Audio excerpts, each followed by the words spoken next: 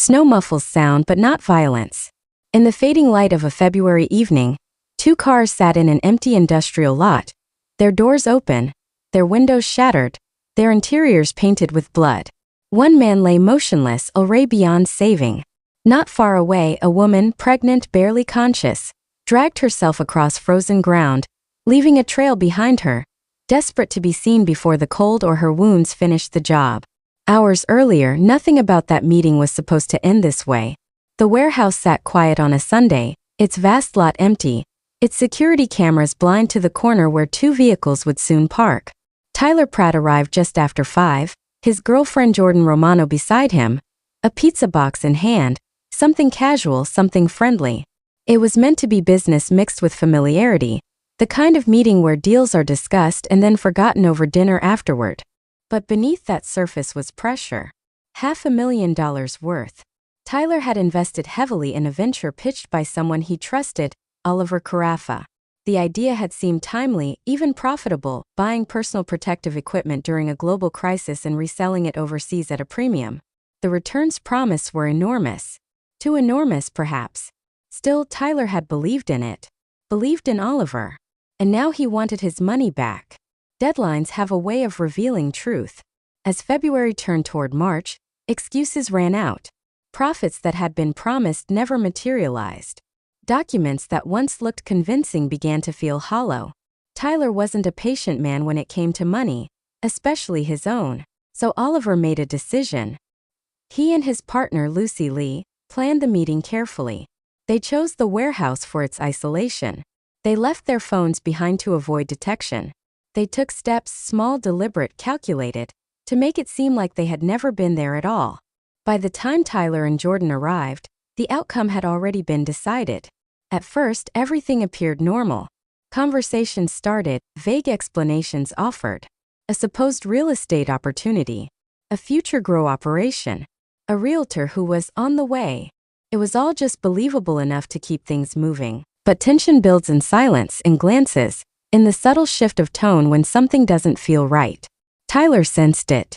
Jordan would later recall how uneasy the moment felt. How Lucy, usually polished and confident, seemed withdrawn, distracted. Not dressed for a business meeting. Not behaving like herself. Something was wrong. Then everything broke. Without warning, Oliver pulled a gun. The first shot shattered whatever illusion remained. Chaos followed instantly.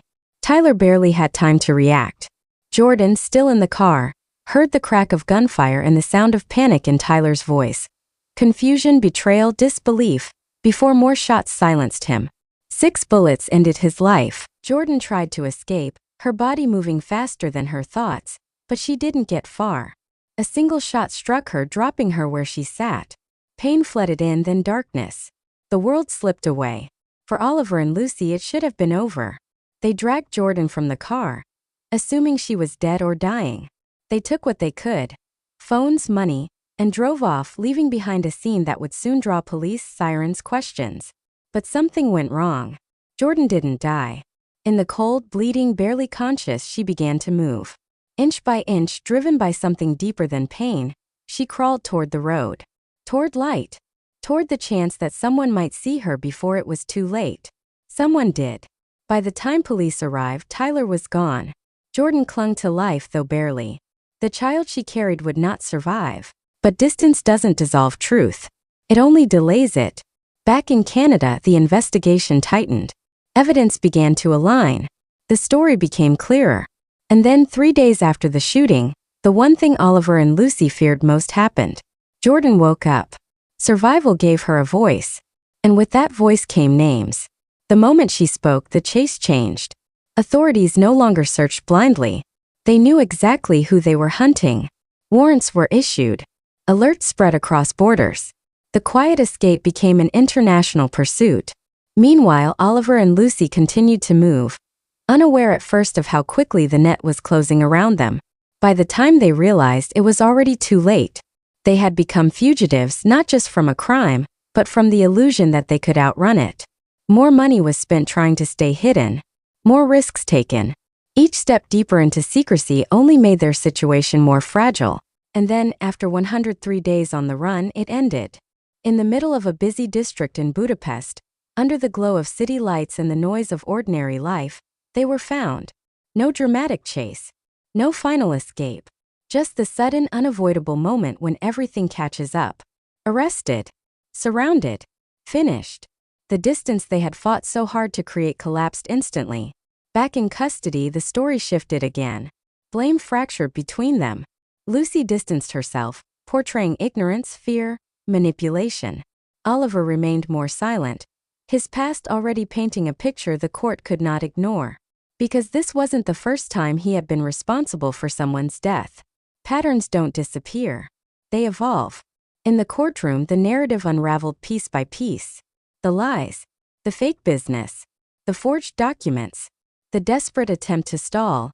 Then silence when the truth threatened to surface. What had begun as greed had turned into something colder. Premeditation. The verdict reflected that. Both were found guilty of murder, of attempted murder.